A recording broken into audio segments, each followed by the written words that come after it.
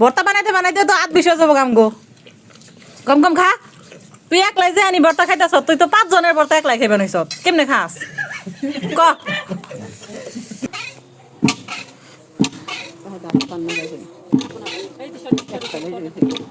খুবই দরকারি একটা কাজে সকালবেলায় ঘুম থেকে উঠে বাবার বাড়ি চলে আসলাম তো সকালবেলায় জুয়ের মামা গিয়ে আমাকে নিয়ে আসছে বাসা থেকে তো এসে একটু হাঁটাহাঁটি করতেছিলাম শীতের মধ্যে তো এদিকে আমার ভাই আমাকে তার স্ট্রবেরি বাগানটা দেখাচ্ছিল যে দেখেন অনেক সুন্দর হয়েছে মাশাল্লাহ অনেক সুন্দর হয়েছে তো এগুলা দেখে হাঁটাহাঁটি করে পরে দেখে যে আম্মু আর বোনেরা এখানে খুদের ভাতের মানে আয়োজন করছে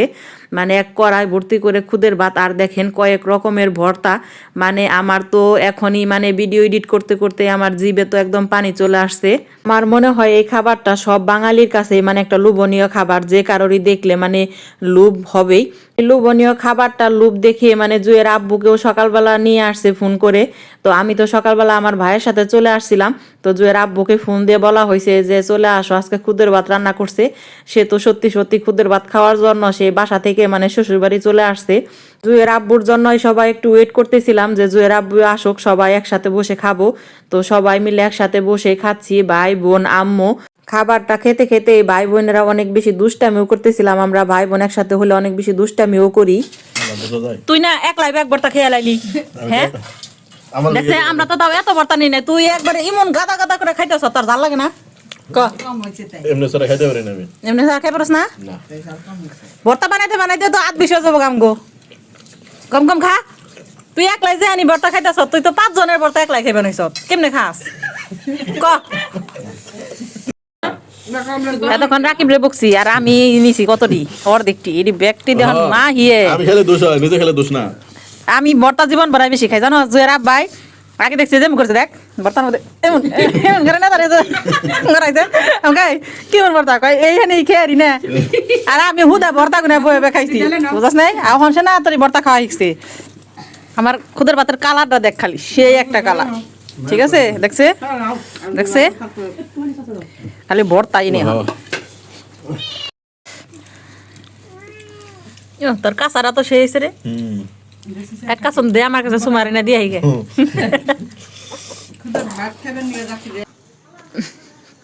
খবর কি পাকছে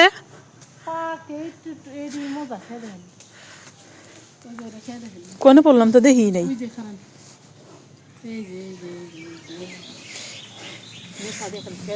ওরে বাবা রে পেট ভরা হন একদম পেট ভর্তি করে তারপর সবাই খুদের ভাত খেয়ে পরে ছোট বোন আমাকে গাছ থেকে বড়ই পেরে খাওয়ালো তো এদিকে আম্মু আবার চাউল ভিজাইছে তেলের পিঠা বানাবে এর জন্য মাঝে মাঝে মানে গুড়ি মেশিনে ভাঙিয়েও আনে আবার মানে এরকম ঢেকিতেও মানে কুটি তো এখন অল্প কিছু চাউল তো আম্মু বলতেছে চলো একটু ঢেকিতে কুটে আনি তো ভালোই কিন্তু লাগে দেখেন আমাদের বাচ্চারাও মানে অনেক আনন্দ পায় এখন কিন্তু সচরাচর এই ঢেকি দেখা যায় না সত্যি আমাদের বাচ্চারা এই ঢেকি দেখলে অনেক আনন্দ পায় মানে খুব বেশি ভালো লাগে নিজেদের কাছেও তো এখানে এখন গুড়ি কুটে এনে এই যে বাসায় এসে আম্মু মানে পিঠা বানানো শুরু করছে আমি আবার চলে যাব এর জন্য আম্মু তাড়াহুড়া করে মানে পিঠা বানাইতেছে দেখেন কত সুন্দর মানে পিঠা হচ্ছে মেশিনে কিন্তু গুড়ি ভাঙাইলে এরকম সুন্দর পিঠা হয় না তো এর জন্যই আম্মু ঢেকিতে কুটে তো ঢেকিতে কুটা পিঠাগুলো অনেক বেশি সুন্দর হয় আর আমরা সবাই জানি লাকড়ির চুলার যে কোনো মানে পিঠা বলেন বা এমনি রান্না বান্না বলেন সব কিছুরই কিন্তু স্বাদ থাকে অন্যরকম তো আমার আম্মু গ্যাসে রান্না করা পছন্দ করে না সে এখনো লাকড়ির চুলায় রান্না বান্না করে অনেক সুন্দর পিঠা হয়েছে তো আমি জুয়ের আব্বুকে কয়েকটা দিতেছি আর আমার বোনেরাও জুয়ের আব্বুর সাথে দুষ্টামি করতেছে বলতেছে দুলাভাই খেয়ে রিভিউ দেন কেমন হয়েছে কেমন হয়েছে কইবা তে রিভিউ দেব না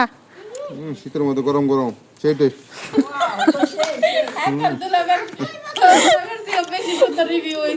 আমার বাবার বাড়ি এরকম দুষ্টামি আনন্দ চলতেই থাকে তো তেলের পিঠা খেয়ে নিলাম আর জুয়ের জন্য কয়েকটা নিয়ে নিলাম জুই যেহেতু আসে নাই ও কলেজে তো আমি আর জুয়ের আব্বু এখন চলে যাচ্ছি বাসায় আজকে এই পর্যন্ত সবাই ভালো থাকবেন।